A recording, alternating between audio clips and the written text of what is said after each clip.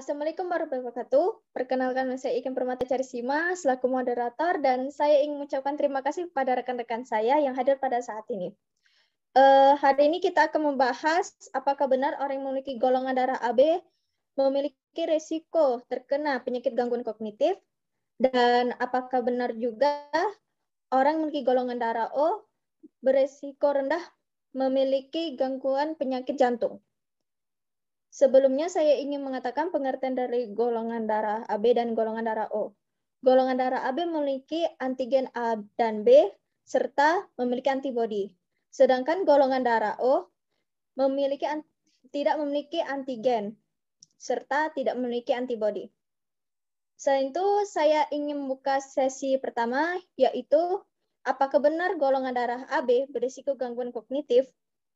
Di sini ada dua tim, yaitu tim oposisi dan tim afirmasi. Saya persilakan tim kontra atau tim oposisi. Baik, terima kasih atas kesempatannya, moderator.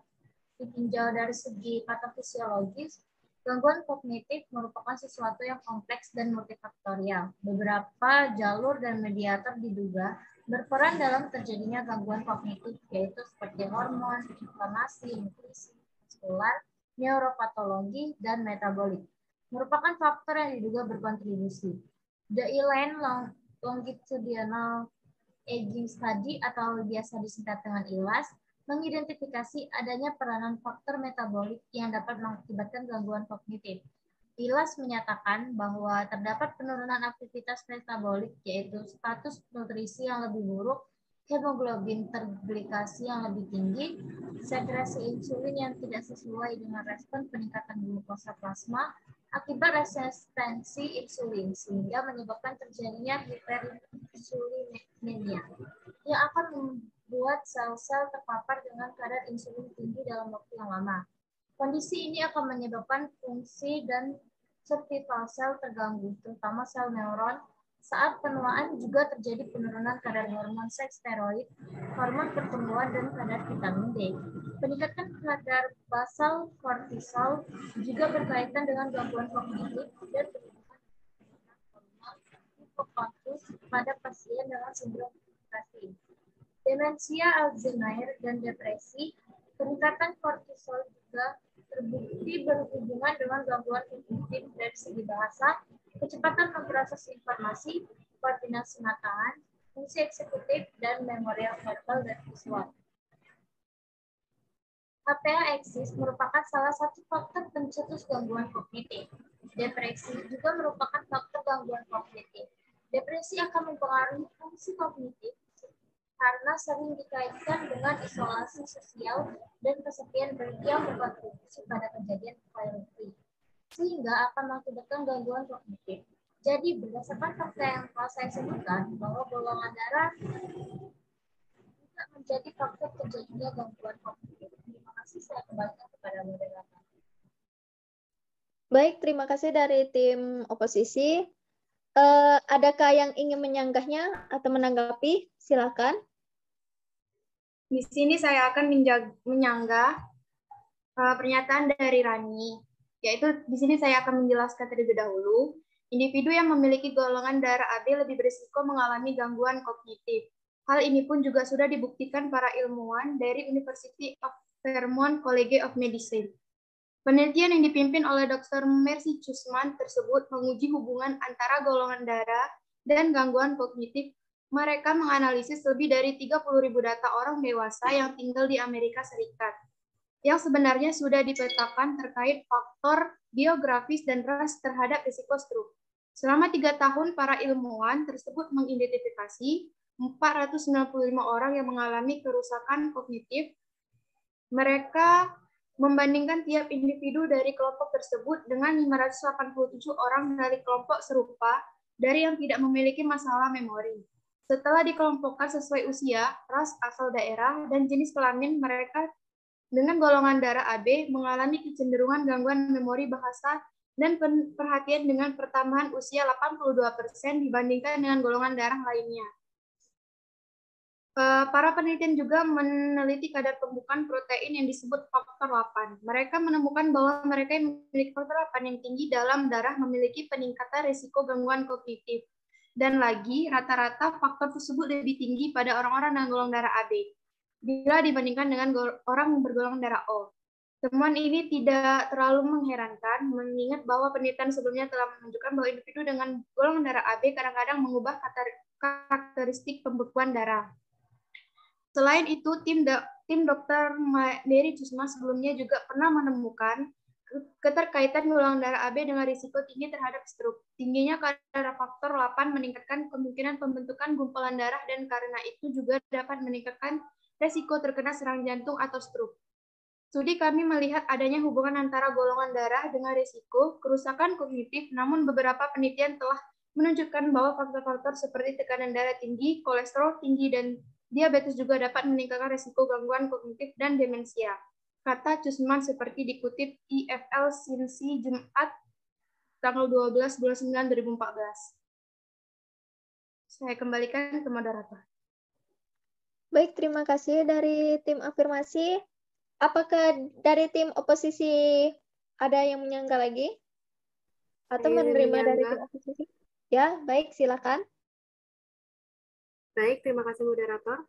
Seperti yang telah disampaikan saudari Melani sendiri, penelitian-penelitian sebelumnya lebih menekankan kepada faktor-faktor di luar golongan darah seperti tekanan darah tinggi, kolesterol tinggi, dan diabetes yang dapat menyebabkan penyakit gangguan kognitif dibanding pengaruh golongan darah AB. Yang berarti sampai saat ini belum ada penelitian yang membuktikan secara kuat bahwa pemilik golongan darah AB beresiko lebih tinggi terkena penyakit gangguan kognitif. Tak hanya golongan darah AB yang beresiko terkena penyakit gangguan kognitif, melainkan seluruh golongan darah beresiko terkena penyakit gangguan kognitif. Hal ini dipengaruhi faktor di luar golongan darah itu pada masing-masing individu. Sekian, saya kembalikan kepada moderator. Baik, terima kasih dari tim oposisi. Dari tim afirmasi, ada yang ingin menanggapi? Siap, saya moderator. Ya, silakan. Izin menyanggah jawaban dari Feby, bahwa penjelasan saya sebelumnya dari Dr. Mary Chusman bahwa adanya hubungan antara golongan darah dengan risiko kerusakan kognitif, beberapa penelitian telah menunjukkan bahwa faktor-faktor seperti tekanan darah tinggi, kolesterol tinggi, dan diabetes juga dapat meningkatkan risiko gangguan kognitif dan demensia. Maka dari itu, faktor-faktor di atas bisa mempengaruhi risiko gangguan kognitif dan faktor-faktor itu berhubungan juga dengan golongan darah. Terdapat juga sebuah penelitian menemukan bahwa golongan darah dapat meningkatkan risiko terkena demensia. Sebuah studi tahun 2014 yang diterbitkan dalam Neurology Jurnal Medis dari American Academy of Neurology menemukan bahwa antara golongan darah dan demensia, para penelitian untuk studi tersebut yang merupakan bagian dari studi yang lebih besar terhadap lebih dari 30.000 orang yang diamati selama lebih dari 3 tahun mengidentifikasi 465 partisipan yang mengembangkan masalah pemikiran dan memori selama studi dan membandingkan mereka dengan 587 orang yang tidak mengalami gangguan kognitif. Mereka menemukan bahwa orang dengan golongan darah AB 82% lebih mungkin mengembangkan masalah berpikir dan ingatan yang dapat menyebabkan demensia dibandingkan mereka yang bergolongan darah lainnya. Baik, saya kembalikan kepada moderator. Baik, terima kasih kembali dari tim afirmasi. Apakah ada pendukung lain atau ada tanggapan lain? Silakan. Izin menanggapi. Baik, silakan tim afirmasi. Dalam jurnal yang berjudul ABO Blood Type dan Incident Cognitive Impairment in the Regards Cohort menemukan orang dengan golongan darah AB berisiko mengalami gangguan kognitif seperti kesulitan mengingat dan gangguan bahasa dalam komunikasi. Selain itu, golongan darah AB dikaitkan dengan risiko kadar protein pembukaan darah yang lebih tinggi ketimbang golongan darah O. Pemilik golongan darah AB juga dikaitkan dengan risiko serangan jantung dan stroke lebih tinggi akibat gumpalan yang menghalangi aliran darah menuju otak. Saya kembalikan kepada moderator. Baik, terima kasih dari tim afirmasi. Selanjutnya, kita akan ke golongan darah O. Apakah benar golongan darah O memiliki risiko rendah terkena penyakit jantung? Silakan dari tim oposisi. Baiklah, terima kasih atas kesempatannya. Di sini saya akan menyanggah mengenai pernyataan bahwa golongan darah O memiliki risiko rendah terkena penyakit jantung. Orang dengan golongan darah selain O berada pada risiko yang lebih besar karena tingkat protein pembekuan darah yang lebih tinggi. Namun, hal tersebut bukanlah faktor yang memiliki pengaruh besar yang dapat menyebabkan risiko penyakit jantung. Faktor yang lebih berisiko menyebabkan penyakit jantung seperti kadar kolesterol dalam darah, hipertensi, diabetes mellitus, bahkan jenis kelamin. Berdasarkan riset Kesehatan Dasar 2013, Badan Litbangkes Kementerian Kesehatan Republik Indonesia, diketahui bahwa perempuan lebih banyak terkena penyakit jantung dan gagal jantung. Sedangkan laki-laki lebih banyak terkena penyakit stroke, hipertensi, obesitas, dan diabetes, merupakan faktor-faktor risiko penyakit kardiovaskular. Menurut Kementerian Kesehatan RI pada 2017, penyakit jantung akan meningkat seiring bertambahnya usia seseorang. Namun penelitian pada usia 30 tahun lambat laun Menurut penelitian, pada usia 30 tahun lambat laun penyakit jantung koroner akan meningkat. Selain faktor risiko yang ada seperti merokok, obesitas, kadar kolesterol, tekanan darah tinggi, kurang aktivitas, diabetes mellitus, stres, ada penelitian juga yang mengatakan bahwa reaksi peradangan atau inflamasi dari penyakit infeksi kronis juga dapat menjadi faktor risiko terjadinya penyakit jantung. Terima kasih. Baik, terima kasih dari tim oposisi. Apakah ada yang ingin menyanggah dari tim oposisi?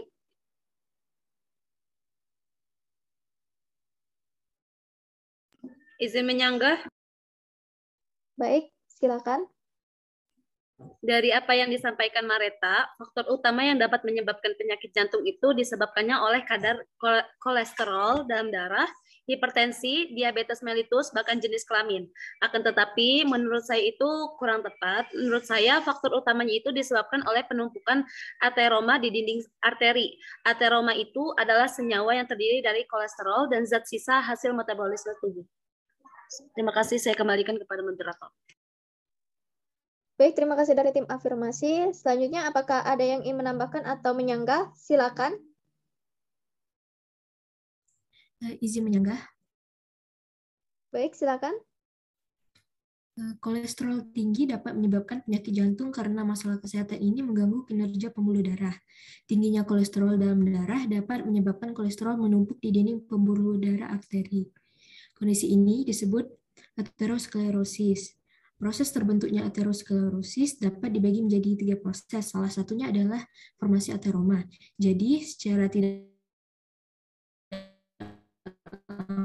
langsung, kolesteroma dan terbentuknya aterosklerosis, sehingga meningkatkan risiko terjadinya penyakit jantung. Terima kasih. Baik, terima kasih dari tim oposisi. Apakah ada yang menyanggah dari tim afirmasi? Silakan. Mengutip hasil penelitian dari laman Harvard School of Public Health, orang dengan darah A, B, dan AB secara epidemiologis lebih berisiko terkena penyakit jantung koroner apabila dibandingkan dengan golongan darah O. Penyakit jantung sebenarnya bisa dialami oleh siapa saja dan terjadi kapan saja. Namun, golongan darah seseorang ternyata cukup berpengaruh dengan risiko penyakit ini. Meski begitu, orang dengan darah O bukan berarti bisa hidup sembarangan. Faktanya, risiko penyakit tetap ada dan bisa menyerang kapan saja. Meski memiliki risiko penyakit jantung yang paling rendah, tapi pemilik kelompok darah ini harus mewaspadai penyakit yang berhubungan dengan lambung. Salah satu penyakit yang cukup sering menyerang adalah tukak lambung. Selain itu, wanita yang masuk dalam kelompok darah O juga disebut memiliki jumlah sel telur sehat yang lebih rendah. Namun sekali lagi, golongan darah bukanlah satu-satunya faktor yang menjadi penentu risiko penyakit seseorang. Memang berpengaruh, tetapi gaya hidup yang dijalani dan faktor-faktor lainnya juga memiliki peran penting. Baik, terima kasih. Apakah ada yang ingin menambahkan atau menyanggah? Silakan. Izin menyanggah, moderator. Baik, silakan dari tim oposisi. Seperti yang disampaikan oleh Risa, bahwasanya faktor golongan darah bukanlah satu-satunya faktor seseorang dikatakan berisiko terkena penyakit jantung. Menurut saya sendiri, golongan darah O akan berisiko tinggi terkena penyakit jantung apabila seseorang yang berdarah O memiliki keluarga yang mempunyai riwayat keturunan penyakit jantung. Ketika orang tua, kakek, nenek, atau anggota keluarga lain memiliki penyakit jantung, ada kemungkinan keturunannya yang berdarah O memiliki resiko tinggi untuk mengalami penyakit yang sama. Terima kasih, moderator. Baik, terima kasih dari tim oposisi. Apakah ada lagi yang ingin menanggapi? Saya persilahkan.